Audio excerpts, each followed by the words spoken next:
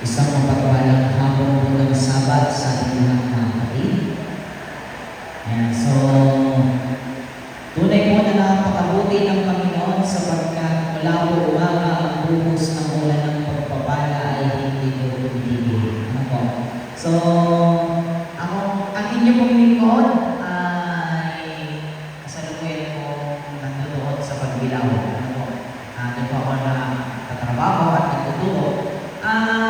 Doon po sa amin sa pagpinaw ay talagang sobrang init. Kapag umulan ay talagang dito ang ulan. At ang mga dahon dito ng damo ay kulay brown. Yung iba kong halaman ay patay na. Pero pag umuwi po ako dito sa Mauman at napapansin ko ay mabuti pa dito ang ulan. At sobra-sobra ang ulan nung kami po ay pumunta ngayong araw ng Sabat dito sa Lukman. Ano po? So doon po sa aking lugar na pinagtuturuan ay talaga namang mainit po. Kami po ay nagpapasalamat sapagkat kami po kanina sa pananghalian ay mention nyo ng napakasarap po mga pagkain. Ano po?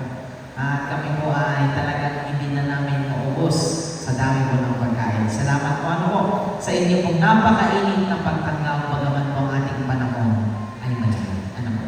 So ngayon pong hapon, hindi ko na ho pakakahabaan o pahahabain ang aking pong pagsasalita. Ano po? Hindi rin po ako magsesermon sapagkat ako po hindi sanay magsermon. Ano po?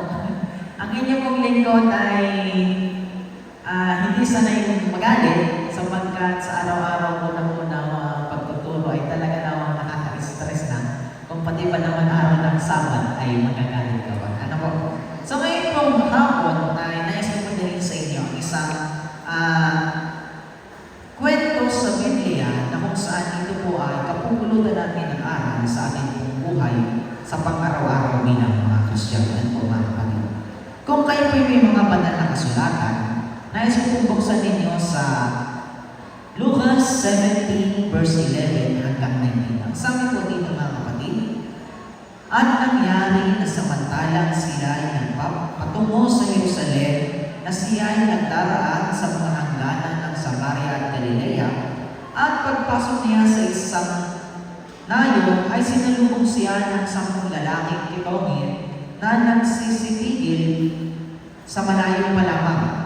At sila'y sumisigaw at nagsisipagsabi, Jesus, Guro, maawa ka sa amin. At pagkakita niya sa kanila ay sinabi niya sa kanila, magsihayo kayo at kayo'y magpakita sa mga saserdote. At nangyari na samantalang sila ay nagsisiparoon ay nangalinis na sila. At isa sa kanila nang makitang siya ay bumalik at niluwalhati ang Diyos ng malakas na tinig. At siya'y nagpatira pa sa kanyang paanan at nagpasalamat sa kanya at siya ay isa sa marami. At pagsagot ni Jesus sa sinasabi, hindi ba 10 ang nangalinis, dadapat saan naroroon ang siyam? Wala nagsibalik upang luwalhatiin ang Diyos, kundi itong taga-ibang lupa. At sinabi niya sa kanya, magsindig ka at ipaong ka sa iyong lahat, pinagaling ka ng iyong pananampalataya.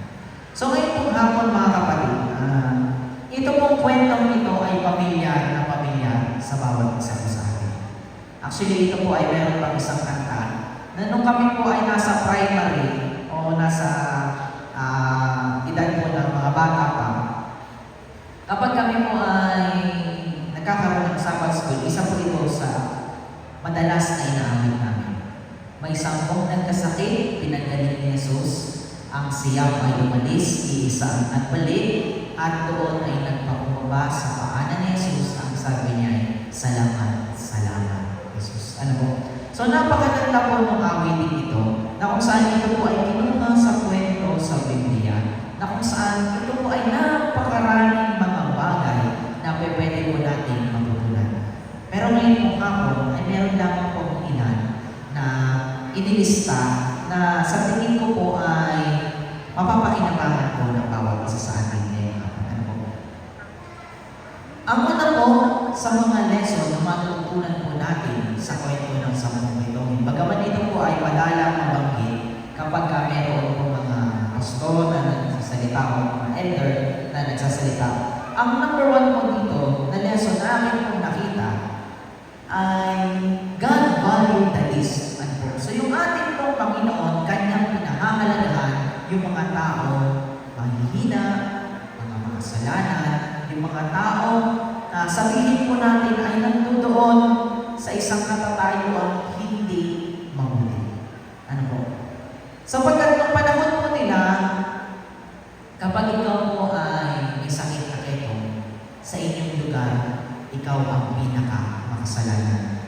Kaya ka may sakit, ikaw ay sinumpa ng Diyos dahil ikaw ay makasalanan. Pero, ang sabi po dito, ang Panginoon pala ay pinahahalagahan niya yung mga tao ganito. Sabi po dito, sa makabagong panahon ngayon, kung ikaw ay sikat, kilala at ma-influensyang tao, ay marami ang sa'yo nakakakilala at magbibigay sa iyo. Ayan po. Meron po akong isang nakita at napanood sa Facebook na experiment ng mga tao sa ibang bansa na kung saan yung isang ama na mahirap, nagdamit siya ng damit ng pulubi sa Amerika at siya meron karagat anak. Sabi niya, yung kanyang anak ay may lagnat, siya ay naglilimos ng kahit isang usig para mambili ng maraming tao ang dumadaan at siya ay hindi pinapansin. Pero yung kapwa niya mahirap, yung lahat ng pera niya ay ibinibigay sa kanya para pambili ng gamot noong kanyang anak na masakit. At ang sabi niya, bakit mo binigay sa akin ang iyong pera? Sapagkat ang sabi mo nung lalaking mahirap din, naramdam ko ang iyong pinagdaraanan at alam ko ang hirap na ikaw ay wala sabihin po natin pambili ng gamot ng iyong anak na masakit. Samantalang sa kabilang banda, ang lalaki mong ito naman ay nagdamit ng maayos at meron siyang ginamit na props, yung kanya pong sasakyan mamahalin. At sa bawat dumaraan, siya rin naman ay nangihingi ng tulong. Dala niya rin ang kanyang anak na sinasabi niya sa mga taong dumaraan, baka pwede mong pahiramin ako kahit $1. Yung susi kasi ng kotse ko, naiwan ko sa loob na alam. Hindi ko mabuksan na doon ang pera ko, wala akong pambili ng gatas ng aking anak. Alam niyo mga kapatid, lahat ng dumaan ay nagbigay ng hindi lamang $1 sa tao. Alam niyo po sa panahon natin ngayon, minsan sa ating buhay, akin pong naiisip na bakit kaya gano'n? Na kung sino yung taong sikat, na kung sino yung taong kilala, at merong yaman, sila pa yung madalas binibigyan.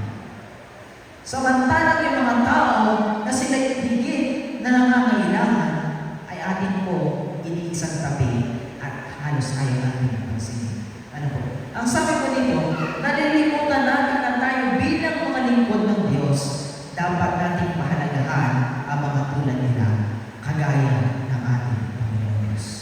Na kung saan kanya pong makita, yung 10 ito, inamalayan pa lang yung iyong Panginoon, Guro, pagalingin mo kami. Maawa ka sa amin. Ang sabi ko sa pag-aaral, kapag ikaw ay may ketong, hindi ka pwede makinalubilo sa mga tao. Kapag ikaw ay may ketong, sa term mo natin ngayon, ikaw ay naka-quarantine. Para kang may COVID. Na halos lahat ng tao ay ayaw kang makita. Kaya malayo pa lamang nang matanong nila si Kristo, sabi, Panginoon, kami ay iyong pagaling. Sapagkat ang ating pong Panginoong Diyos ay sagana sa pag-ibig, sila po ay kanyang pinagaling. So mga kapatid, nawa po sa ating buhay, maging tayo katulad ng ating Panginoong Diyos na pagpapakita ng pag-ibig at pagmamahal sa mga tao po na nangangailangan. Ang kasunod po, pangalawa, God honors faith. Ang sabi po sa Hebrew 11 verse 6, ang sabi po dito, at kung walang pananampalataya ay hindi maaaring maging kalugod-lugod sa Kanya sapagkat ang lumalapit sa Diyos ay dapat sumasampalatayang may Diyos at siya ay tagapagbigay ng di sa mga kaniyang pagbigay ng sa mga sa kaniya ay nagsisihan. Alam niyo mga kapatid, nung akin pinag-aaralan ang kwentong ito, na-realize ko na lahat ng pinagaling ng ating Panginoong Diyos na naitala po sa banal na kasulatan, lahat po sila ay hinawakan ng Panginoong Diyos. Dinampian ng kanyang kamay, hindi kaya naman ay nahawakan ang laylayan ng kanyang damit. O hindi naman po kaya ay may tao na representative para kausapin ang Panginoon. Pero, yung 10 bitonin ang lumutaki na inutusan ng Panginoon. Pansinin po natin mga kapatid, nung sila yung humihingi ng kagalingan sa ating Panginoong Diyos, ang sabi ng ating Panginoong Diyos ay ano? Humayo kayo at kayo'y magpakita doon sa mga saserdote. Kung tayo po kaya mga kapatid, sabihin mo natin sa ating sarili, tayo yung humihingi sa ating mga magulang. At ang sabi ng ating mga magulang ay pumunta ka doon sa iyong kapatid.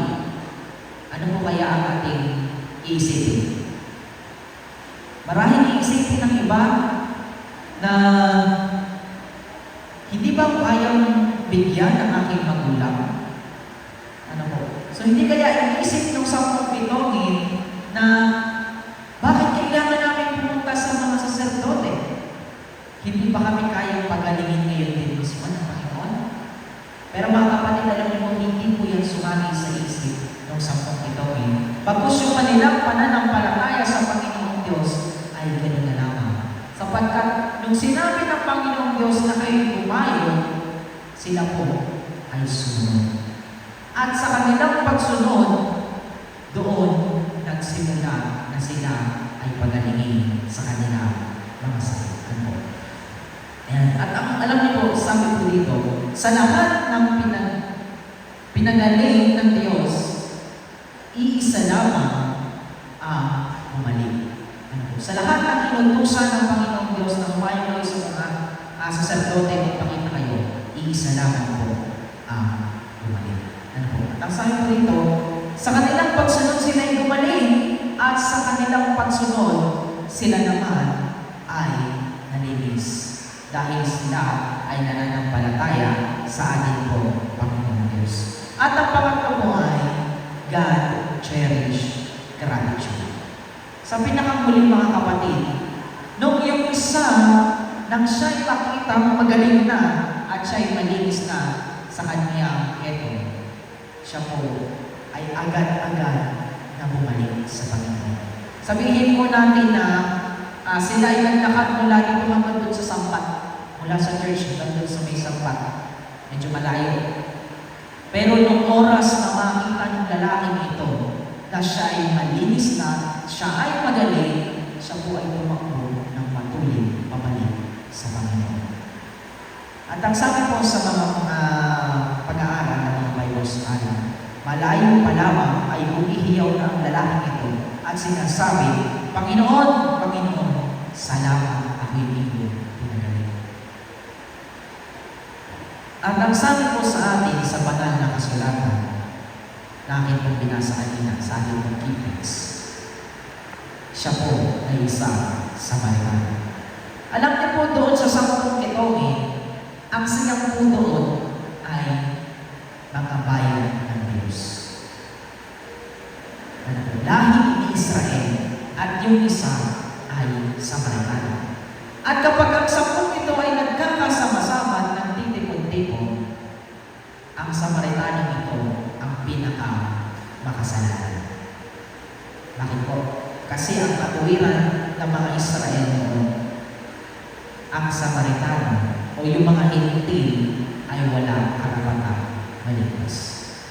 Kaya kapag ang 10 ito, bagamat sila tinuturing na makasalanan, ang pinakamababa sa kanila ay ang Samaritano ito sapagkat siya ay hindi bayan ng Diyos. Pero ano po ang malungkot mga kapatid? yung siyam na nag-aaring bayan ng Diyos nang sila'y tumanggap ng pagpapala sa Panginoon, sila'y hindi nakaalala sa ating Panginoon. Yung taga-ibang bayan na kanilang sinasabi walang kaligtasan, isang taong walang karapatan ang tawaging bayan ng Diyos, siya yung kumalik sa Panginoon at nagpasalamat. Alam niyo po mga kapatid, aking naisip, minsan pala sa ating buhay, nagiging tayong patulad ng siya. Kapag tayo ay nananalangin sa Panginoon, kapag tayo ay humihingi ng mga bagay na nais natin makamutan sa mundo ito, minsan nalilito tayo katulad ng siya. Na kapag dumating na yung isang bagay na pagpapala natin hinihingi sa Panginoon, nalilimutan natin ang magpasalamat. Minsan kapag ang pagpapala ng Panginoong Diyos ay simple, hindi natin nasasabit sa ating mga labi ang Panginoon, salamat. Minsan nagsasabi tayo ng salitang Panginoon, salamat kapag meron tayong isang bagay na tagumpay sa buhay. Kapag naging successful ang business, thank you Lord. Kapag nakapasa ka sa mga exam, thank you Lord. Kapag nakuha mo yung gusto mong sasakyan, thank you Lord. Pero noong mga panahon ikaw ay nahihirapan, na patuloy kang binibigyan ng Panginoon ng lakas, tayo po kaya ay nakapagpasalamat sa Panginoon. Tayo po kaya tuwing umaga kapag pagigising tayo, pagdilat ng ating mga mata, nakakasabi ko kaya tayo sa ating mga labi ng Panginoon, salamat sa panibagong buhay. Panginoon, salamat dahil ako'y malakas ngayong araw at gagawa. Kung tayo man may mga kapatid ay naglalakbay, saan na tayo lugar papunta? Pagpunta kaya natin, pagdating sa ating patutunguhan, o kung tayo man ay magaling sa malayo makauwi sa ating mga tahanan, tayo po kaya ay nagpapasalamat sa Panginoon na tayo kanyang hinihingatan sa ating paglalakbay. Mga kapatid, sa ating buhay, minsan, nagiging tayo katulad ng siya. Na inangako natin na tayo bilang mga Seventh-day Adventists ay bayan ng Diyos. Pero, gaano kaya tayo kadalas nagpapasalamat sa Panginoon? Alam niyo po, nakakatuwang isipin kapag meron ako nakakausap ng taga-ibang sekta ng relihiyon na ang kanilang pagsasalita ay talagang puno ng pasasalamat sa Panginoon sa bawat araw ng kanilang buhay. Ang hirap pala bilang isang lingkod ng Diyos na maging katulad noong Samaritano. Nang matanggap yung pasasalamat, ay natanggap niya yung pagpapala, siya ay nagpasalamat.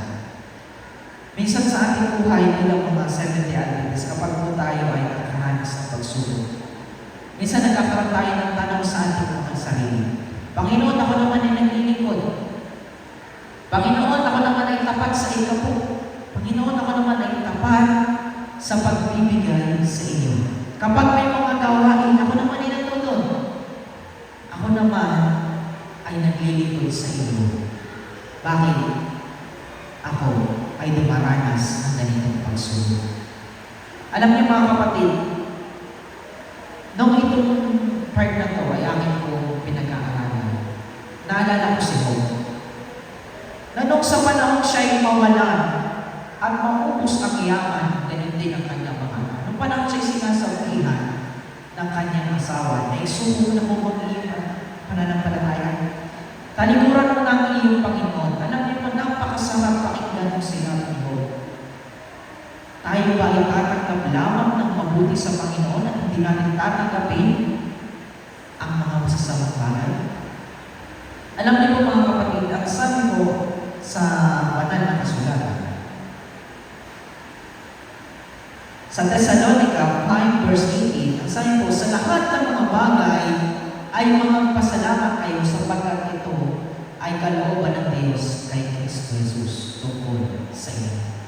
Alam niyo po mga kapatid, base po sa aking karanasan bilang isang kabataan, marami po akong naranasan ng pagsubok sa buhay.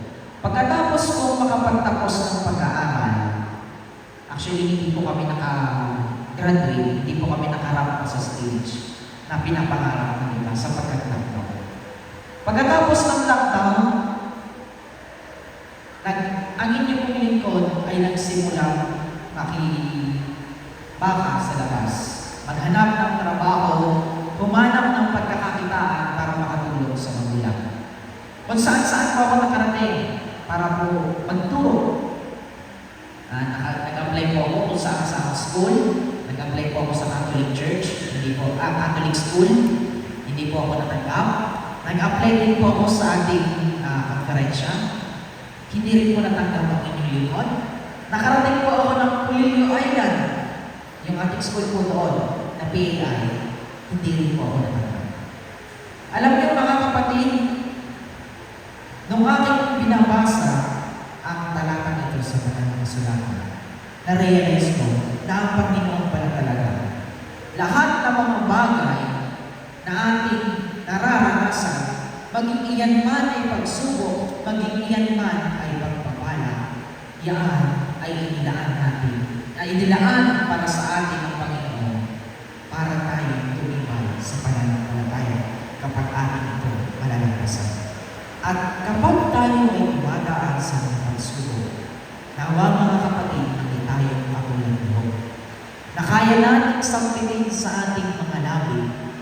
Panginoon, salamat sa pagsubok na aking nararanasan. Panginoon, salamat dahil ako ay may pagsubok ngayong araw na dapat malampasan. Sapagkat mga kapatid, kung tayo hindi na sinusubok ng Panginoon Diyos, ay tayo po yung dalawang isip. Baka po tayo ay wala na sa piling ng ating Panginoon. Alam niyo po, napakaraming bagay para po tayo ay maging mapagpasalamat. Katulad po ng isa sa 10 bituin na pinagaling ng Panginoon. Ang sabi ko dito mga kapatid, mayroong 5 pinakamadaling paraan para po tayo ay maging mapagpasalamat.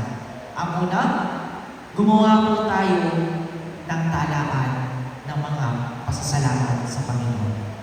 Tuwing hapon sa ating buhay, bago tayo kumain ng hapunan, o habang tayo kumakain ng hapunan, meron tayong journal o yung talaan na mula pag-isip natin ng umaga, isusulat natin ang lahat ng magagandang bagay na ipinagkaloob sa ating Panginoon. At pagkatapos ay atin po ito bibilangin. Mga kapatid, kapag umaga hanggang hapon, at makikita mo na ang pagpapala ng Panginoon ay napakarami, tayo pa po kaya ay makakaramdam ng kalungkutan sa ating puso? Hindi na po ano.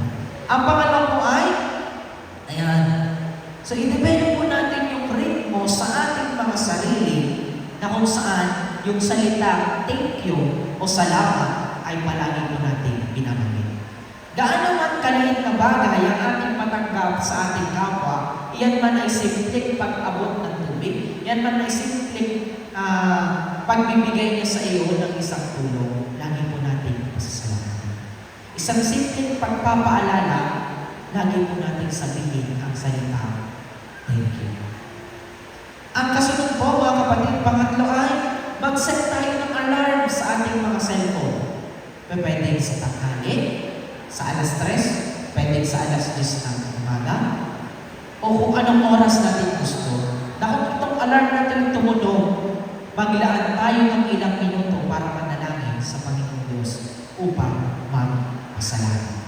Ang kasunod po, ang pang-apat, patawarin po natin yung mga tao meron pong ginawang mali sa atin.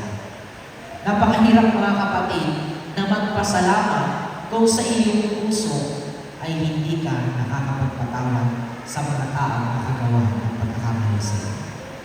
Mahirap po kapag meron kang bigat na dinadala sa iyo. Pero kung itong bigat ng sama ng loob nito ay iyong patatawarin ng iyong kapwa at sila ay pasasalamatan mo sa mga karanasan na naranasan mo sa kanila, ang iyong bigat ng kalooban ay mawala. At ang pinakamuli mga kapatid, matuto tayong makinig ng mga awiting pangungod sa Panginoong Diyos patungkol sa pasasalamat. Kapag ito ang parati natin pinapakinggan mga kapatid, ang ating buhay ay magiging masaya. At ang mga tao sa ating paligid ay patuloy nating So mga kapatid, sa hapon mong itong aking mong dalangin, nawa patuloy natin pahalagahan ang mga tao na may hina, ang tao na mga nakakaligtaan sa ating kapaligiran, ang mga tao na nangangailangan, ang mga tao kailangan natin mapaabutan ng pag-ibig ng Panginoon Diyos.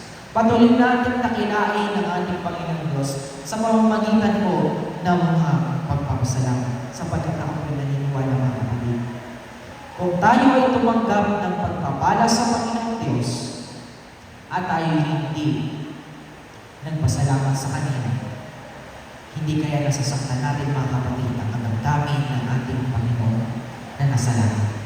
Ngayon pong hapon na akin mong dalangin, nawa ang bawat isa po sa atin, patuloy tayong maging mapagpasalamat sa ating pong araw-araw na buhay bilang mga lingkod ng pagpapos at ang pagpapala ng Panginoon Diyos ay patuloy po ng lumano sa bawat isang isa.